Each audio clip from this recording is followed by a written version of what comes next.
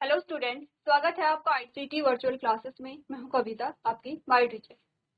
उम्मीद करती हूं आप सभी अच्छे होंगे और स्वस्थ होंगे। तो क्लास कंटिन्यू करेंगे अपना चैप्टर जिसका नाम है बायोलॉजिकल क्लासिफिकेशन। यहाँ पर हम वर्गीकरण की बात कर रहे थे और क्लासिफिकेशन के बारे में देख रहे थे। अभी तक हमने क्या क्या चीजें समझी, आपने इंट्रोडक्शन जाना है, आपने देखा है 2 किंगडम क्लासिफिकेशन, 3 किंगडम क्लासिफिकेशन को हम बात कर रहे थे। 5 किंगडम क्लासिफिकेशन किसने दिया है? आर.एच. विटेकर ने दिया है। किस बेसिस पे दिया है? आपने कहा 3 बेसिस हमारे पास आते हैं, जिसमें हमने कहा कोशिका की जटिलता, और हमने कहा जो ऑर्गेनिज्म है, जो जीव है, उसकी जटिलता, और लास्ट में हमारे पास आता है न्यूट्रिशन यानी कि पोषण। इनके बेसिस पे हमारे पास क्या है? 5 किंगडम आए हैं। अब हमने एक चार्ट यहाँ पर डिस्कस किया है जो कि इम्पोर्टेंट है। मैंने आपको कई बार बोला है कि आपको सारे जो पॉइंट्स है वो देखने हैं और कंपैरिजन करना है कि किस किंगडम का कौन सा कैरेक्टर यहाँ पर आता है। ठीक है, हम स्टार्ट कर चुके थे किंगडम मोनेरा को। किंगडम मोनेरा में हमने क्या समझा था? किंगडम मोनेरा के जो बेसिक से कैरेक्टर हैं, कहते हैं यहाँ पर प्रोकैरियोट हैं। ठीक है, प्रिमिटिव सेल है, प्रोकैरियोट है, यूनिसेलुलर होते हैं। ठीक है, इनका जो जेनेटिक मटेरियल होता है वो कैसा होता है? सर्कुलर होता है, नेक्ड होता है, क्योंकि न्यूक्लियर मेम्ब्रेन नहीं पाई जा रही है। ठीक है, फिर हमने कहा कि जो यहाँ पर जो राइबोसोम्स होते हैं एंड सिंपल क्रोमेटोफोर्स प्रेजेंट होते हैं यहाँ पर। तो अगर मैं राइबोसोम की बात करूं, प्रीवियस राइबोसोम जो है, हमने कहा 2 प्रकार के होते हैं राइबोसोम। ठीक है, कौन कौन से होते हैं? एक होता है 70S, एक होता है 70S और एक होता है 80S। ठीक है, जब हम प्रोकैरियोट की बात करते हैं तो हमने कहा यहाँ पर 70S टाइप का पाया जाता है, जिसमें आपने कहा 50S और 30S टाइप का आपको यहाँ पर क्या मिलता है? क्रोमोसोम मिलता है, राइबोसोम मिलते हैं। ठीक है, अब ऐसा नहीं होगा कि आप 50 प्लस 30 को यहाँ पर ऐड करेंगे और आप कहेंगे यहाँ पे 80S होना चाहिए था। ऐसा नहीं होगा।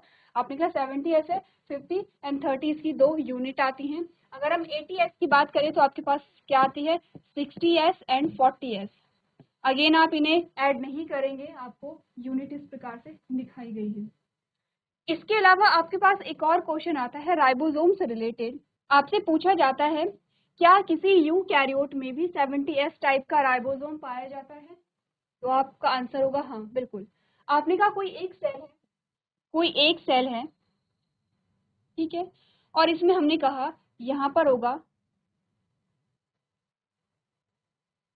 माइटोकॉन्ड्रिया, ये यहाँ पर होगा प्लास्टिड। ठीक है, तो हमने क्या बोला? ये है माइटोकॉन्ड्रिया, ये है प्लास्टिड।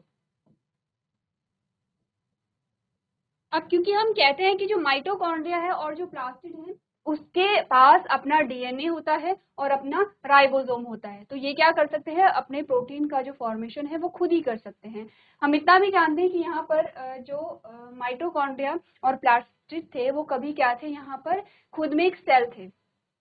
ऐसा हमने पढ़ा है कि यहाँ पर क्या हुआ था कि जो माइटोकॉन्ड्रिया और प्लास्टिड थे वो खुद में एक सेल थे। इट मीन्स कि ये क्या रहे होंगे? पहले ये थे यूकैरियोट, ये दोनों यूकैरियोट सेल थे, तो इसीलिए इनमें क्या पाया जाता है? 70S टाइप का राइबोसोम पाया जाता है।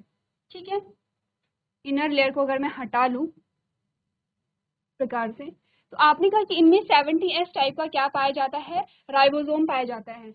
ये क्या है? पूरी सेल आपके पास क्या आ रही है? यहाँ पर यूकैरियोट सेल आ रही है, लेकिन इनके अंदर जो माइटोकॉन्ड्रिया और प्लास्टिड है, इनमें 70S टाइप का राइबोसोम है, जो किसका फीचर है? आपने कहा किंगडम मोनेरा, यानी कि ये किसका फीचर होगा? यहाँ पर प्रोकैरियोट का फीचर होगा। ठीक है, क्यों यहाँ पर इनके पास 70S टाइप का राइबोसोम पाया जा रहा है वो हमने बात कर ली है, क्योंकि हमने कहा कि कभी ये सेपरेट सेल हुआ करते थे, हमने कहा ये यूनिसेलुलर हुआ करते थे और प्रोकैरियोट हुआ करते थे। इनमें 70S टाइप का क्या था? राइबोसोम था। इनमें अपना क्या होगा? यहाँ पर डीएनए भी होता है। ठीक है, और कैसा डीएनए होता है? आपने कहा इनमें भी सर्कुलर डीएनए पाया जाता है। इनमें क्या होगा? इनका भी सर्कुलर डीएनए पाया जाएगा इस प्रकार से। इसके अलावा इनमें क्या पाए जाएंगे? आरएनए भी पाया जाएगा, क्योंकि डीएनए से क्या हो रहा है? आरएनए का फॉर्मेशन हो रहा है। ठीक है, इतनी बातें क्लियर हैं? चलिए, तो इतनी बातें क्लियर हो गई हैं। इसके अलावा हमने कहा कि SAP vacuoles do not occurs, gas vacuoles में भी प्रेजेंट। जो सैप वैक्यूल हैं वो नहीं पाए जाते, लेकिन गैस वैक्यूल इनमें पाए जाते हैं। इसके अलावा आपने क्रोमेटोफोर्स की बात की थी। क्रोमेटोफोर क्या है? एक वो रीजन है जिसमें आपने कहा कि यहाँ पे क्या पाए जाएंगे? पिगमेंट पाए जाएंगे। ठीक है, क्लियर इतनी बातें? आगे बढ़ते हैं। आगे हमने क्या क्या फीचर्स पढ़े हैं? हमने कहा अलग अलग शेप होता है बैक्टीरिया का, कोकस जो स्फेरिकल होते हैं, बैसिलस जो रॉड शेप के होते हैं, विब्रियो जैसे कॉमा होता है, कॉमा शेप के होते हैं, स्पाइरल आपके पास आते हैं। हमने कहा कि यहाँ पर जो बैक्टीरिया होते हैं वो ऑलमोस्ट सभी जगह पे पाए जाते हैं। फोटोसिंथेटिक हो सकते हैं, कीमोसिंथेटिक हो सकते हैं, हेटेरोट्रॉफ हो सकते हैं, यानी कि यहाँ पर प्रकाश संश्लेषक भी हो सकते हैं। ठीक है, हमने कहा रसायन संश्लेषक भी हो सकते हैं, यानी कि केमिकल्स की प्रेजेंस में अपने भोजन का निर्माण करेंगे। और हमने कहा ये परपोषी भी हो सकते हैं। चलिए, अब हम बात कर रहे थे यहाँ पर बैक्टीरिया की, क्योंकि आप जानते हैं किंगडम मोनेरे का जो एग्जाम्पल है वो क्या है, बैक्टीरिया है। ठीक है, बैक्टीरिया इनमें पाए जाते हैं। बैक्टीरिया हमने दो प्रकार के पढ़े थे, हमने आर्की बैक्टीरिया और यू बैक्टीरिया की बात की थी प्रीवियस लेक्चर में। मैंने आपको होमवर्क दिया था, आप क्या करेंगे, बैक्टीरिया सेल का डायग्राम बना करके लेके आएंगे और उसमें हम डिस्कस करेंगे कौन कौन से पार्ट इनमें पाए जा रहे हैं। सबसे पहले हम स्टार्ट करेंगे यहाँ पर आउटर मेम्ब्रेन से, फिर इनर मेम्ब्रेन से, फिर सबसे इनरमोस्ट मेम्ब्रेन में। क्लियर रहती बातें? एक बार अपने स्ट्रक्चर को देखिए और हम एक एक करके क्या करेंगे, अब इनके स्ट्रक्चर की बात करेंगे। चलिए, तो यहाँ पर आप बात कर लेते हैं। यहाँ पर जो बैक्टीरिया सेल हमारे पास आते हैं, सबसे पहले मैंने आपको बोला है कि आपको इसमें 3 लेयर दिखाई दे रही है। बैक्टीरिया में आपको 3 लेयर दिखाई देंगे। एक तो ये वाली है, ये सेकेंड, और ये सबसे इनरमोस्ट जो थर्ड है। हमने कहा जो सबसे बाहर की जो लेयर है वो बनी होती है किसके, ग्लाइकोकैलेक्स से।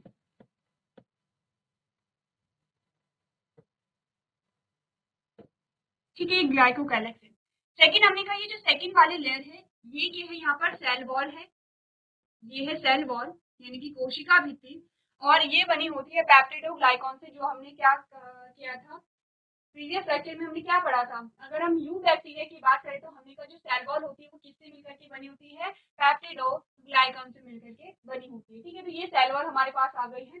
और तीसरी जो सबसे इनरमोस्ट लेयर हमारे पास आ रही है उसे हमने क्या कहा, यहाँ पर सेल मेम्ब्रेन।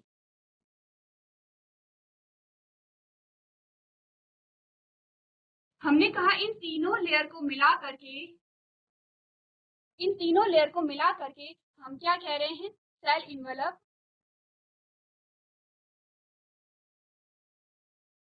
इन तीनों लेयर को हम मिला करके क्या कहेंगे, सेल इन्वेलप कहेंगे, यानी कि जो कोशिका है, कोशिका का जो सेल इन्वेलप है। अगर आपसे पूछा जाए कि बैक्टीरिया का जो सेल एनवेलप है वो किन किन चीजों से मिलकर के बना है, आप कहेंगे ग्लाइकोकैलेक्स से, सेल वॉल जो पेप्टिडोग्लाइकॉन की बनी है, और सेल मेम्ब्रेन से मिलकर के बना है। इसे आप क्या कहेंगे, सेल एनवेलप कहेंगे। ठीक है, चलिए, अब ये तो बात हो गई है सेल एनवेलप की। उसके बाद हमने कहा और क्या क्या स्ट्रक्चर यहाँ पर आते हैं, तो हमने क्या चीजें पढ़ ली हैं, आपने सेल वॉल को पढ़ लिया है, आपने सेल वॉल को यहाँ पर पढ़ लिया है। ठीक है, इसके अलावा हमने कहा साइटोप्लाज्म, आप जानते हैं कि पूरी सेल में क्या है, साइटोप्लाज्म यानी कि कोशिका द्रव भरा हुआ, ये क्या है, आप इससे ज्ञात है। नेक्स्ट हमने क्या बातें की है यहाँ पर, चलिए अब हम बात करते हैं यहाँ पर न्यूक्लियस के बारे में। न्यूक्लियस क्योंकि यहाँ पर नहीं पाया जा रहा है, आपने कहा कि किस प्रकार का डीएनए पाया जाता है, सर्कुलर डीएनए पाया जाता है, न्यूक्लियर मेम्ब्रेन नहीं पाई जा रही है, इसीलिए जो डीएनए है वो सर्कुलर है। और क्या होता है, जो सेल है सेल में वो फैला हुआ होता है। जिस रीजन में आपको क्या मिलेगा, यहाँ पर डीएनए मिलेगा या जेनेटिक मटेरियल मिलता है, उस रीजन को हम क्या कहते हैं, न्यूक्लियोइड कहते हैं। ध्यान रखिए, क्या कहेंगे उसे, न्यूक्लियोइड कहेंगे। ठीक है, क्लियर है इतनी बातें? चलिए, अब हम बात करते हैं यहाँ पर, यह है प्लाज्मा मेम्ब्रेन आपके पास, सेल मेम्ब्रेन या प्लाज्मा मेम्ब्रेन। ठीक है, आपने प्लाज्मा मेम्ब्रेन पढ़ा है, सेल वॉल आपने पढ़ी है, आपने ग्लाइकोकैलेक्स के बारे में बात कर ली है। उसके बाद हमने कहा आपने न्यूक्लियोइड के बारे में बात करी। न्यूक्लियोइड वो रीजन है जहां पर जेनेटिक मटेरियल पाया जा रहा है, ये पूरा रीजन क्या है यहाँ पे, न्यूक्लियोइड का होगा। नेक्स्ट हमने कहा कि आपको कुछ धाकीनुमा संरचनाएं यहाँ पर दिख रही हैं, जैसे कि ये वाला स्ट्रक्चर है, ये वाला स्ट्रक्चर है, क्या कहेंगे इसे, हमने इसे कहा ये है प्लेटलेट। ठीक है, इसके अलावा आपको और छोटे छोटे स्ट्रक्चर दिखाई दे रहे हैं, जिसे हमने क्या कहा, सीलिया कहा। ठीक है, जिसे हमने क्या कहा यहाँ पर, प्रकार से। तो दोनों के स्ट्रक्चर में डिफरेंस है। आपने कहा कि ये जो स्ट्रक्चर आपको मिल रहे हैं ये दो पार्ट में आपको बताए गए हैं, हुक एंड फिलामेंट में आपको बताए गए हैं, ये क्या होते हैं, लंबे होते हैं। ठीक है, और अगर हम बात करें किसकी, पाइलस की, तो आपने कहा कैसे होते हैं, छोटे छोटे यहाँ पर पाए जाते हैं। इसके अलावा हमने और चीजें क्या पढ़ी यहाँ पर, अब हमारे पास जो इम्पोर्टेंट पार्ट आता है वो है मीजोजोम का, जो हमने कहा था कि क्या होगा, इम्पोर्टेंट होगा। मीजोजोम, मीजोजोम जो है वो कैसे बना है यहाँ पर देखिए। आपने कहा ये इस प्रकार से क्या है, बैक्टीरियल सेल है। ये हमने कहा इस प्रकार से क्या है, बैक्टीरियल सेल है, ठीक है, ये सेल मेम्ब्रेन है। अब ये जो सेल मेम्ब्रेन है इस प्रकार से एक स्ट्रक्चर बना लेती है, नीचे की ओर जाते हैं और एक स्ट्रक्चर बना लेती है यहाँ पर, ठीक है। इसी को हम क्या कह रहे हैं, मीजोजोम कह रहे हैं। ये जो मीजोजोम है बहुत इंपॉर्टेंट होता है, क्योंकि इसमें पाए जाएंगे श्वसन, वर्णक, रेस्पिरेटरी पिगमेंट पाए जाते हैं किसमें, आपने कहा मीजोजोम में, पहली चीज। दूसरा, अब हमने कहा कि जो मीजोजोम है वो क्या कर रहा है, सेल वॉल के फॉर्मेशन में क्या करेगा, मदद करेगा। दूसरी चीज, तीसरा हमने क्या कहा कि यहाँ पर जो मीजोजोम है वो किससे अटैच होगा, यहाँ पर जेनेटिक मटेरियल से अटैच होगा, और मीजोजोम भी वहां पर रेप्लिकेट होता है और जेनेटिक मटेरियल भी रेप्लिकेट होता है। तो अगर मैं कहूँ मीजोजोम के फंक्शन, क्या फंक्शन आपने पढ़े इसके, आपने कहा कि इसमें क्या पाए जाएंगे, क्योंकि हमने क्या कहा था कि जो मीजोजोम होता है उसे हम क्या कर सकते हैं, माइटोकॉन्ड्रिया की जगह पे देखते हैं, किसमें, किसमें, बैक्टीरिया में, ठीक है। तो जो माइटोकॉन्ड्रिया होता है, माइटोकॉन्ड्रिया में क्या होगा यहाँ पर, अगर हम रेस्पिरेटरी पिगमेंट की बात करें तो वो हमने ब्लड की बात की थी, ठीक है। हमने कहा कि रेस्पिरेटरी जो एंजाइम्स होते हैं वो मीजोसोम में होते हैं, सेम माइटोकॉन्ड्रिया में भी रेस्पिरेटरी एंजाइम होते हैं जो रेस्पिरेशन में क्या करेंगे, मदद करेंगे। तो आप लोग क्या कर लेंगे, इसे करेक्ट कर लेंगे, क्या होंगे यहाँ पर, एंजाइम्स होंगे, रेस्पिरेटरी एंजाइम्स यहाँ पर पाए जाते हैं। तो चलिए आप लोग इसे नोट कर सकते हैं। चलिए, तो यहाँ पर हमने बात कर ली है किसकी, मीजोसोम के बारे में। अब हमने कहा यहाँ पर क्या होगा, जो डीएनए है, डीएनए से क्या बनेगा, आरएनए बनेगा। आपको कुछ स्ट्रक्चर दिख रहे होंगे, ये वाले स्ट्रक्चर है, ये वाले कुछ स्ट्रक्चर आपको दिखाए गए हैं, और इस पे ये वाले स्ट्रक्चर आपको दिखाए गए हैं। तो ये क्या है, ये क्या है, देखिए ये है आरएनए, आरएनए है, और आरएनए पे ये जो स्ट्रक्चर आपको दिखाए गए हैं ये क्या है, यहाँ पर राइबोसोम है। लेकिन ये राइबोसोम एक नहीं है, ये राइबोसोम क्या है, बहुत सारे हैं। ऐसी कंडीशन जहाँ पर आरएनए पर बहुत सारे राइबोसोम्स लगे होते हैं, इस कंडीशन को हम क्या कहते हैं, पॉलीजोम कहते हैं। क्या कहेंगे इसे, पॉलीजोम, पॉलीजोम कहिए या पॉलीराइबोसोम कहिए, बात एक ही है। अब हमने कहा कि क्यों एक आरएनए पे बहुत सारे राइबोसोम्स लगे हुए हैं, क्योंकि ये प्रोटीन का फॉर्मेशन करेंगे। और हमने कहा यहाँ पर क्या होगा, जितने राइबोसोम लगे हैं उतनी प्रोटीन का फॉर्मेशन होगा, और जितनी प्रोटीन का फॉर्मेशन होगा उतने टाइप के कैरेक्टर को ये क्या करेंगे, यहाँ पर हैंडल करेंगे।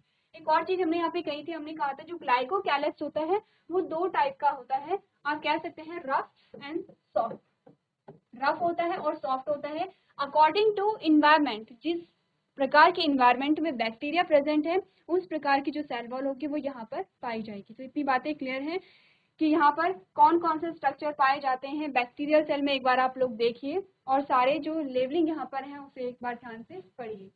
इसके अलावा आपने कहा यहाँ पर इंक्लूजन बॉडी भी आती है। इंक्लूजन बॉडी क्या होती है, इंक्लूजन बॉडी में हम पढ़ते हैं वो रीजन, चलिए यहाँ पर आपको इंक्लूजन बॉडी नहीं दिखा रखी है, आपने कहा वो रीजन जहाँ पर जो बैक्टीरिया वो सारी चीजें क्या करता है, इकट्ठा करता है, सारी चीजें। आपने कहा इनमें ऐसा नहीं होगा कि जो चीजें होंगी वो काम की नहीं होंगी, कुछ बहुत इंपॉर्टेंट चीजें भी यहाँ पर होती हैं। तो जो बैक्टीरिया वो सारी चीजें अपने यहाँ पर कलेक्ट करता है, जिसे हम क्या कहते हैं, इंक्लूजन बॉडी कहते हैं। चलिए, तो ये तो हमने बात की है किंगडम मोनेरा की। सेकेंड जो हमारे पास किंगडम आता है दैट इज प्रोटिस्टा, ठीक है।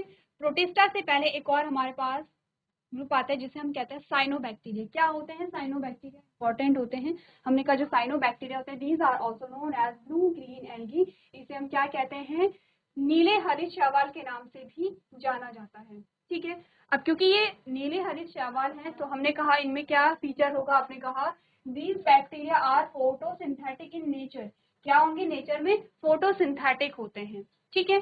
तीसरा हमने क्या कहा, they contain chlorophyll, carotenoid and phycobilin. आपने कहा क्या होते हैं, ये जीवाणु प्रकृति में प्रकाश संश्लेषक होते हैं, इनमें क्लोरोफिल, कैरोटीनॉइड्स और फाइकोबिलिन होते हैं। इनमें क्या पाए जाते हैं, सारे पिगमेंट पाए जाते हैं।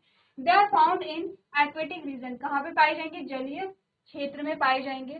सम of these even fix atmospheric nitrogen, आपने कहा इनमें से कुछ क्या करते हैं, वायुमंडल के स्थिरीकरण में सहायता करते हैं।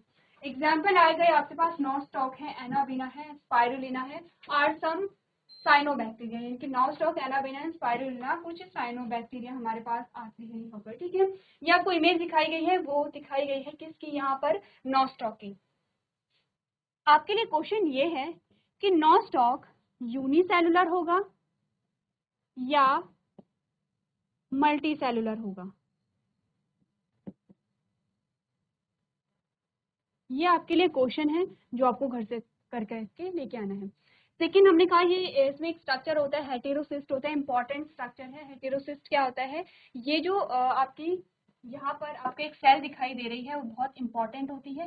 क्या इसकी इम्पोर्टेंस है, इसे एक बार आप लोग क्या करेंगे, घर से पढ़ करके लेके आएंगे। नेक्स्ट लेक्चर में हम दोनों चीजों को क्या करेंगे, यहाँ पर सबसे पहले डिस्कस करेंगे कि जो नॉस्टॉक है वो यूनिसेलुलर है या मल्टी सेलुलर है, हेटेरोसिस्ट जो है उसकी क्या यहाँ पर भूमिका है, ठीक है। नेक्स्ट हमारे पास जो किंगडम आता है दैट इज किंगडम प्रोटिस्टा। अब किंगडम प्रोटिस्टा आप जानते हैं कि किंगडम प्रोटिस्टा यहाँ पे यू कैरियोट तो नहीं था, प्रो कैरियोट तो नहीं था, यू कैरियोट हो गया है, ठीक है। प्रो कैरियोट सिर्फ और सिर्फ हमारे पास मोनेरा आ रहा था। हमने कहा किंगडम प्रोटिस्टा है तो यूनिसेलुलर, एक ही कोशिकीय जीव इसमें आ रहे हैं, लेकिन कैसा है ये, यू कैरियोट है। इट मीन्स इसमें क्या हो गई है, सेल मेम्ब्रेन आ गई है और मेम्ब्रेन बाउंड सेल ऑर्गेनेली आ गई है। हमने कहा protist are simple eukaryotic organism that are neither plants nor animals और फंजाई। आपने कहा जो प्रोटिस्ट होते हैं वो सरल यूकैरियोटिक जीव हैं, जो ना तो पौधे हैं ना ही क्या है, जंतु हैं, ठीक है। जानवर नहीं लिखेंगे आप लोग, जंतु लिखेंगे। ना ही क्या होते हैं, जंतु होते हैं, ना ही क्या है, कवक है। ये सबसे क्या होते हैं, अलग है, डिफरेंट है। आपने कहा protist are unicellular in nature but can also be found as a colony of a cell. आपने कहा ये प्रोटिस्ट प्रकृति में एक कोशिकीय होते हैं, लेकिन इन्हें कोशिकाओं की कॉलोनी के रूप में भी पाया जा सकता है, ठीक है। कॉलोनी यानी कि यहाँ पर एक सेल से दूसरी सेल क्या हो जाती है, अटैच हो जाती है। Most protist live in water, dam, terrestrial environment और इवन एज अ पैरासाइट। आपने कहा कि अधिकांश जो प्रोटिस्ट होते हैं वो पानी में पाए जाते हैं, नम स्थलीय वातावरण में पाए जाते हैं और परजीवी के रूप में भी रहते हैं। अभी आगे जाके आप बात करेंगे, कुछ ऐसे प्रोटिस्ट हमें मिलते हैं जो कैसे होते हैं, परजीवी होते हैं, पैरासाइट होते हैं। तो एक बार आप लोग क्या करेंगे, डेफिनेशन को नोट कर लेंगे और फीचर्स को देख लेंगे। चलिए, तो नेक्स्ट जो हमारे पास फीचर्स आते हैं उन्हें एक बार देख लेते हैं। हमने कहा अब हम बात करेंगे यहाँ पर क्लासिफिकेशन की, किसके, प्रोटिस्टा के क्लासिफिकेशन की हम बात करेंगे, ठीक है। क्योंकि जो किंगडम जैसे आपने क्या कहा था, किंगडम मोनेरा में आपने दो क्लासिफिकेशन पढ़े थे, दो यानी कि आपने क्या कहा था, दो भागों में विभाजित किया था, Archie bacteria and you bacteria. अब ध्यान ये देना है, आर्की बैक्टीरिया, यू बैक्टीरिया में वो कौन सा बैक्टीरिया है जो ट्रू बैक्टीरिया कहलाता है, ठीक है, और जो यहाँ पर नॉर्मल इन्वायरमेंट में पाया जाता है। हम बात करेंगे प्रोटिस्टा की। आपने कहा जो किंगडम प्रोटिस्टा है उसे हमने जब क्लासिफाई किया तो सबसे पहले हमारे पास जो प्रोटोजोआ के क्या कैरेक्टर होते हैं, क्या उनके एग्जाम्पल्स हैं, उन्हें एक बार देख लेते हैं। आपने कहा प्रोटोजोन्स आर यूनिसेलुलर, प्रोटोजोन कैसे होंगे, यूनिसेलुलर जीव होते हैं, ठीक है। Historically protozoans were called animal protist as they are heterotrophic and showed animal like behavior। आपने कहा स्टार्टिंग में क्या हुआ, जो प्रोटोजोआ थे उन्हें क्या हुआ, जंतु प्रोटिस्ट कहा जाने लगा। क्यों, क्योंकि इनमें जो पोषण की तरीके थे वो कैसे थे, विषम पोषी थे, और इनका जो एनिमल जैसा बिहेवियर था, इस कारण इन्हें क्या किया गया, सबसे पहले इन्हें एनिमल के ग्रुप में ही रखा गया, लेकिन बाद में जब और फीचर्स को देखा गया तो अब इनका क्या सेपरेट ग्रुप बना दिया गया है, ठीक है। हमने कहा protozoans can be divided into 4 major category. जो प्रोटोजोन्स है उन्हें फर्दर डिवाइड किया गया है 4 अलग अलग कैटेगरी में। अब जब जब आपके पास क्या आएंगे, एग्जाम्पल आएंगे, तब आप कहेंगे कि आप प्रोटोजोआ के बारे में जानते थे। प्रोटोजोआ आपके लिए नया नहीं है, सिर्फ आप उसके एग्जाम्पल के बारे में आप इतना नहीं जानते थे कौन से ग्रुप से बिलोंग करता है। चलिए, सबसे पहले हमारे पास आते हैं अमीबॉइड प्रोटोजोन्स। अब आपने अमीबा के बारे में पढ़ा है, अमीबा के फीचर, तो अमीबा के फीचर्स के बारे में जब हमने बात की तो हमने कहा कि यहाँ पर न्यूट्रिशन का तरीका कैसा होगा, हमने कहा हेटेरोट्रॉफ है, क्योंकि क्या कर रहा है, किसी दूसरे ऑर्गेनिज्म पे डिपेंड है अपने फूड के लिए। अगर हम कहीं रिप्रोडक्शन का मोड कैसा है या फिर हमने कहा सेल स्ट्रक्चर कैसा था, तो हमने कहा यूनिसेलुलर होता है, ठीक है। हमने कहा रिप्रोडक्शन कैसे हो रहा है, हमने कहा एसेक्सुअल टाइप का रिप्रोडक्शन इसमें पाया जा रहा है। डाइजेशन कैसा, हमने कहा उसी सेल में डाइजेशन हो रहा है। तो ये कुछ फीचर्स आपके पास आते हैं अमीबा के। जब भी हम रिप्रोडक्शन की बात करते हैं, अलैंगिक जनन की बात होती है और बाइनरी फिजन की बात होती है, तो आपके पास सबसे पहला जो एग्जाम्पल आता है वो अमीबा आता है। जो अमीबा है, अब आप समझ रहे हैं कि वो कौन से ग्रुप से बिलोंग करता है। आपने कहा प्रोटोजोआ से। प्रोटोजोआ किस किंगडम में आता है, आपने कहा किंगडम प्रोटिस्टा में आता है। तो पढ़ लेते हैं। जो अमीबॉइड प्रोटोजोन्स होते हैं, आपने कहा mostly found in water bodies. कैसे होते हैं, एक्वेटिक होते हैं, इधर फ्रेश और सैलाइन। आपने कहा फ्रेश वाटर में भी पाए जाते हैं और सैलाइन वाटर में भी पाए जा सकते हैं। तो आपने कहा ज्यादातर ताजे या खारे जल निकाय में पाए जाते हैं। They have pseudopodia, false feet, which help to change their shape and to capture and engulf food. Example amoeba. आपने कहा इनके पास स्यूडोपोडिया यानी कि नकली पैर होते हैं जो उनके आकार को बदलने और भोजन को पकड़ने और निगलने में मदद करते हैं, जैसे कि अमीबा। अब हमने कहा था कि फूड हैबिट क्या होती है। जो अमीबा होता है उसका कोई निश्चित आकार नहीं होता है, ठीक है। अब इसका कोई निश्चित आकार नहीं होता है, तो हमने कहा कि ये क्या करेगा, जब भी इसे फूड को कंज्यूम करना है तो ये कैसे करेगा। जैसे कि ये अमीबा है, यहाँ पर फूड है। अब अमीबा क्या करेगा, ये जो फूड है इस प्रकार से क्या करेगा, फूड को कवर करने की कोशिश करेगा।